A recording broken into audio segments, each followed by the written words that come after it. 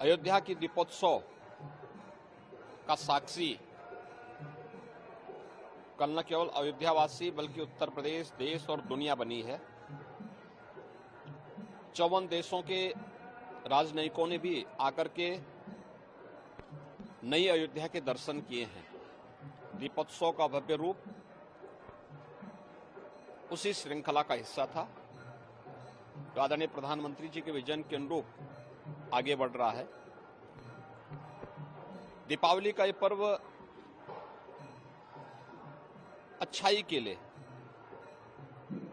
एक सकारात्मक भाव पैदा करने के लिए, सकारात्मक ऊर्जा का संचार करने का हम सब के लिए एक माध्यम है और इस अवसर पर हम सब का प्रयास होना चाहिए।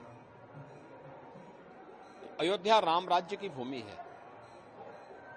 राम राज्य में हर तबके के लिए, एक गरीब, एक वंचित, एक दलित, एक जनजाति, हर समाज के लोगों के लिए पूरा सम्मान है। उसके आगे बढ़ने के लिए हर प्रकार के अवसर हैं। केंद्र और राज्य दोनों सरकारें इसी विजन के अनुरूप कार्य कर रही हैं। ये हमारा सौभाग्य है कि गत 7 वर्षों से उसी अयोध्या में, जहां पर 90 के दशक में और 80 के दशक में कर्फ्यू, अराजकता, अव्यवस्था का शिकार न केवल मठ, मंदिर, राम भक्त होते थे बल्कि यहाँ का व्यवसायी, यहाँ का नागरिक भी होता था।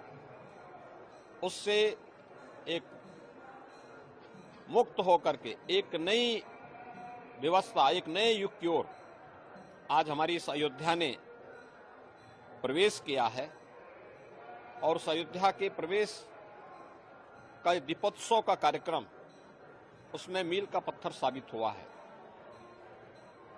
अब हमारा दायित्व है कि केंद्र और राज्य सरकार के स्तर पर जो कार्यक्रम,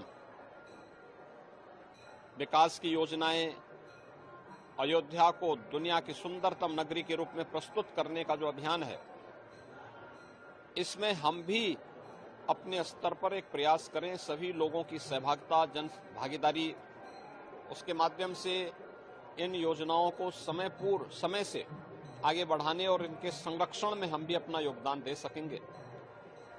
और अतिथि देवो भव के उत्तम उदाहरण को प्रस्तुत करने का एक अवसर 22 जनवरी और पूरे जनवरी मास और फरवरी मास में अयोध्या वासियों के सामने आएगा, प्रदेशवासियों के सामने आएगा। उसके लिए हम सब तैयार रह पाएंगे। तो अयोध्या का वैभव और इसकी भव्यता के प्रति दुनिया आकर्षित होगी। मैं एक बार फिर से अयोध्या वासियों को, पूरे प्रदेश वासियों को, सभी राम भक्तों को